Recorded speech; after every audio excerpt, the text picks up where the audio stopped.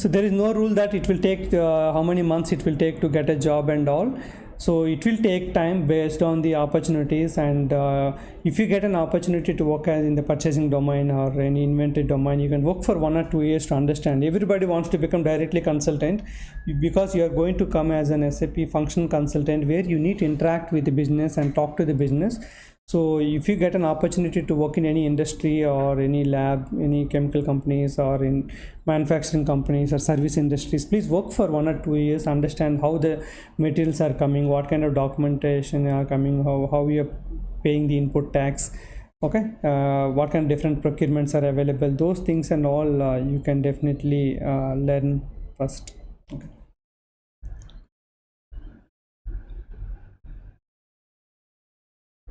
So without bachelor degree it is challenging, okay, because you are coming to a field where bachelor degree is kind of mandatory.